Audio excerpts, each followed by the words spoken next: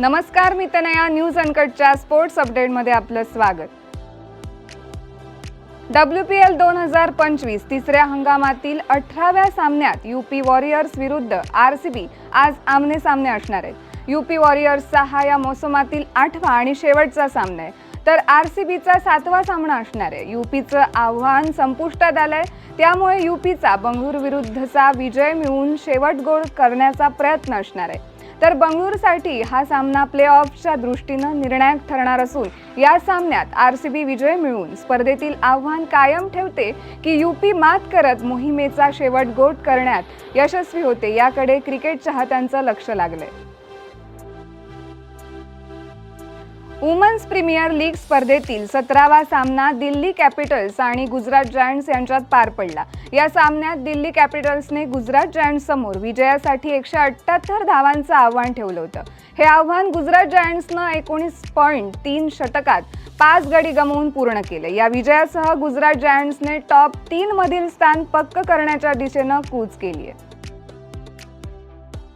Champions trophy 2025 टूर्नामेंटमध्ये भारताचा दुसरा सामना पाकिस्तान विरुद्ध झाला. या मॅचमध्ये टीम इंडियाने आरामात विजय मिळवलाय, पण या मॅचमध्ये पाकिस्तानी खेळाडू अब्रार अहमदने विकेट घेतल्याचं विचित्र पद्धतीने सेलिब्रेशन केलंय. या घटनेनंतर त्याला सोशल मीडियावर मोठ्या प्रमाणात ट्रोल करण्यात आले. पण आता या पाकिस्तानी खेळाडूला आपल्या चुकीची जाणीव झाली असून आता त्यानं जे सेलिब्रेशन केलंय त्याबद्दल माफी मागितली आहे. एकाच मैदानावर खेळायला मिळाल्यामुळे भारताला फायदा झाला या टीकेत अर्थ नाही. जिंकण्यासाठी खेळपट्टीचे स्वरूप किंवा परिस्थिती महत्त्वाची नसते, तर तुम्हाला चांगले क्रिकेट खेळावे लागते, असं मत भारताचे फलंदाजी प्रशिक्षक सितांशू कोटक यांनी पत्रकार परिषदेत व्यक्त केले. चॅम्पियन्स करंडक क्रिकेट स्पर्धेत उद्या भारत आणि न्यूझीलंड दरम्यान अंतिम सामना होणार आहे. WPLच्या तिसऱ्या हंगामातील 16व्या सामन्यात मुंबई विरुद्ध यूपी आमने सामने होते. सामन्यातील पहिल्या डावात कर्णधार हरमनप्रीतने पंचाच्या निर्णयावरून नाराजी व्यक्त केली आहे. त्यामुळे हरमनला सामन्याच्या एकूण मानधनापैकी 10% रक्कम दंड म्हणून ठोठावण्यात आली आहे. BCCIने सोशल मीडियावरून याबाबतची माहिती दिली आहे.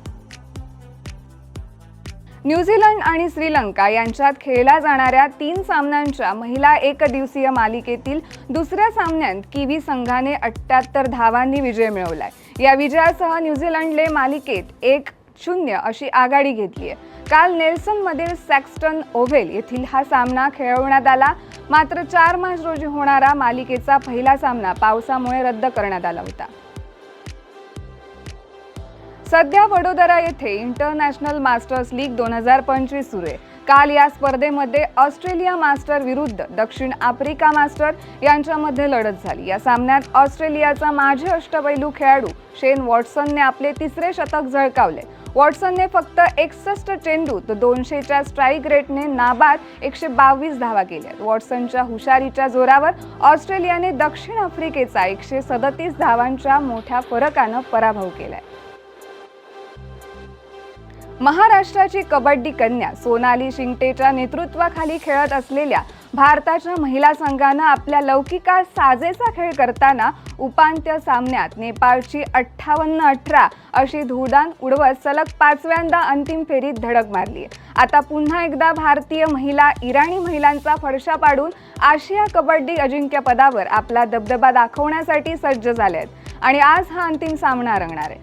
या बातमीसह वेळ झाली आहे स्पोर्ट्स अपडेटमध्ये इथेच थांबायची. तोपर्यंत पाहत राहा न्यूज अनकट.